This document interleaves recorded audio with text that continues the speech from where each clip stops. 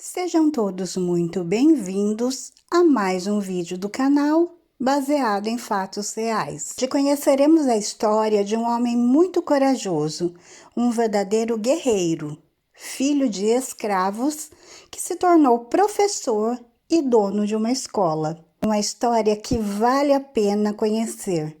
Uma história de um personagem da vida real que realmente nos inspira a lutar por aquilo que queremos. Mas já de antemão, eu peço a vocês que deixem o like nesse vídeo, que me ajuda muito, ajuda a impulsionar o meu canal, faz com que o YouTube entenda que vocês gostam do conteúdo e indiquem os meus vídeos a mais pessoas. Inscrevam no canal e ativem o sininho de notificação, porque assim vocês não perdem mais nenhum vídeo. Porque aqui sempre temos histórias novas e muitos vídeos extras. Compartilhem com seus amigos, com seus parentes, com seus vizinhos, para que eles também tenham uma boa história para ouvir. Sem mais demoras, vamos todos entrar na nossa máquina do tempo e hoje vamos viajar para o ano de 1808.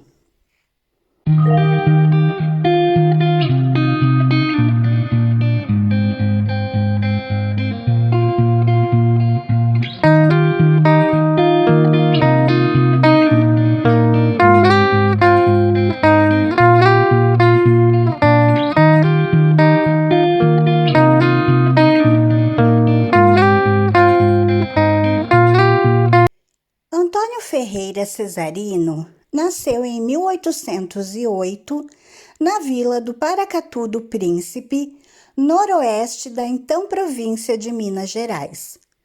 Nada se sabe sobre sua mãe, sequer o nome, pois ela morreu após o menino nascer. Antônio Cesarino foi então criado por uma tia paterna, em uma das fazendas próximo à vila. Através da tia Mariana, ele aprendeu a ler, escrever e contar. Era filho de um negro alforriado, que já havia obtido a libertação. O nome do seu pai era Custódio. Cesarino o conheceu apenas aos 11 anos de idade, quando o tropeiro retornou à vila do Paracatu do Príncipe. Custódio entrou em Campinas, chamada Vila de São Carlos na época, com uma tropa de mulas durante o período escravista em 1838, e resolveu vender a tropa para que o filho de 14 anos pudesse estudar.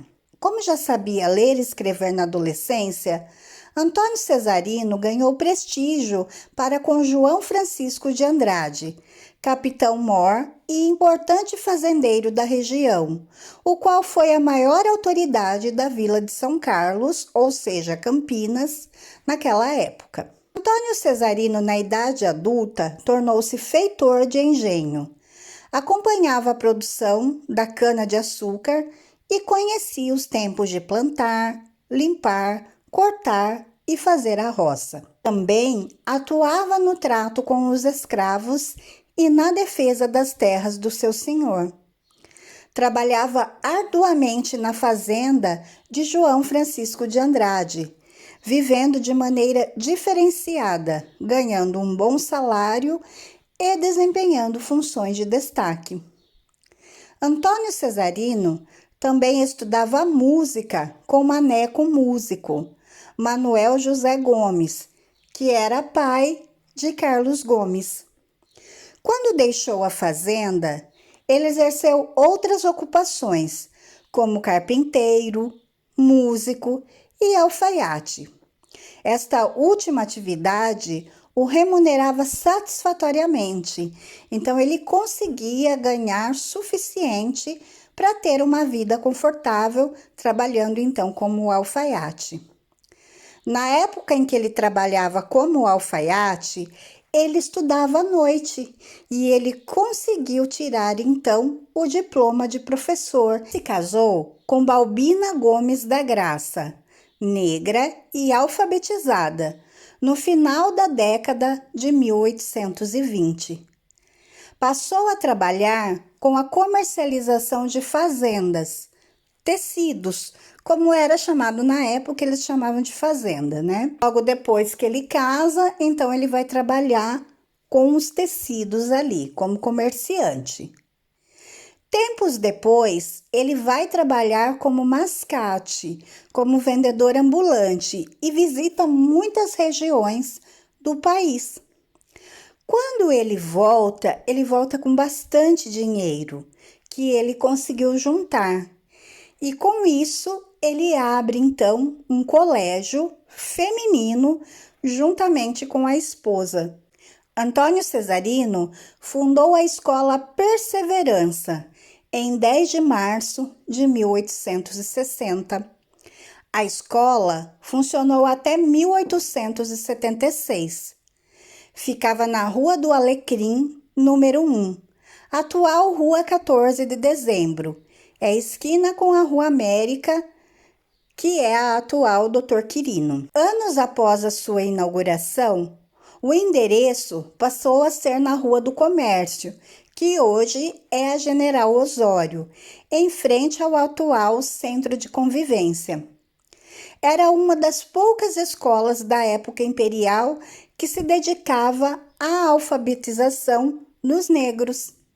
Também recebia alunas brancas durante a tarde, que pagavam uma mensalidade para que pudessem ter aula com, então, o conceituado professor Cesarino. Através dessa arrecadação, ele podia manter a instituição e dar aula para mulheres escravas e negras no período noturno. O colégio era dirigido pela dona Bernardina Gomes Cesarino, filha mais velha do Antônio Cesarino. Era uma escola de alto nível, uma das que mais teve expressão na época. Em 1875, contava com 50 alunas, algumas pertencentes às melhores famílias da cidade, que pagavam mensalidades bem altas para que as filhas pudessem lá estudar. Mas o Antônio Cesarino, além de ganhar o dinheiro e conseguir viver confortavelmente com a família, ele fazia o bem com esse dinheiro que ele ganhava. Através desses valores recebidos na escola, Antônio Cesarino comprou a liberdade de várias escravas ligadas a ele, inclusive uma senhora negra que prestava serviços à escola e uma criança negra que estava sendo maltratada. Então, ele comprou a alforria dessas pessoas. Curiosamente, apesar da cor negra e da raiz familiar ligada à escravidão, Antônio Cesarino era classificado como pardo. Isso se deu devido a uma leitura de sua cor em relação à sua condição social e ações sociais. Ele foi bisavô de Antônio Ferreira Cesarina Júnior, que foi um importante jurista brasileiro que nasceu em Campinas e que foi um sistematizador do direito do trabalho no Brasil. Antônio Ferreira Cesarino morreu em 1892. É homenageado dando seu nome a uma rua no bairro Cambuí, em Campinas. Falando da época em que o Antônio Cesarino tinha o colégio, por volta de 1875, o imperador Dom Pedro II, acompanhado de sua esposa, visitou alguns estabelecimentos de ensino da cidade e esteve no colégio da família Cesarino. Registrou, inclusive, em seu diário: o Colégio Perseverança do Cesarino e sua mulher, pardos, tem muitas meninas e é conceituado. A filha do seu Antônio Cesarino, ela ensinava matemática, português, francês, história, costura e piano. Antônio Cesarino, ele é reconhecido hoje como um dos grandes nomes da educação campineira, sendo objeto de diversos estudos, livros e trabalhos acadêmicos. O velho Cesarino, como era conhecido na Campinas do século XIX, ganhou o respeito da sociedade conservadora campineira. Seu filho, o Cesarino Filho, foi professor da Escola Estadual Culto à Ciência de Campinas. Sua neta, Balbina Cesarino Silva, fundou o Colégio São Benedito, anexa à Igreja de São Benedito de Campinas. E o bisneto, conforme já falamos, que é o Antônio Cesarino Júnior, ajudou Vargas na consolidação das leis do trabalho de 1943. Isso por causa desse homem de coragem, do seu Antônio Ferreira Cesarino, que nasceu em 1808 e faleceu em 1892.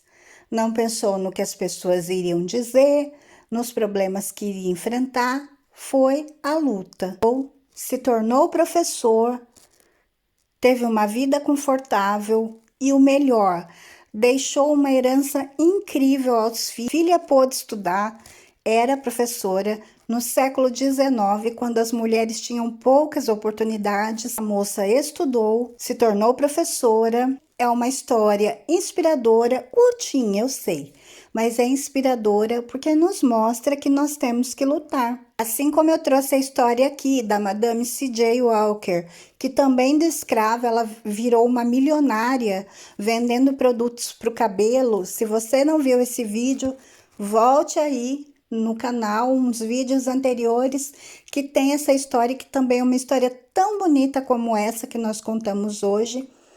São pessoas que lutaram sem medo do que os outros iam falar e conseguiram o seu lugar ao sol, uma vida tranquila.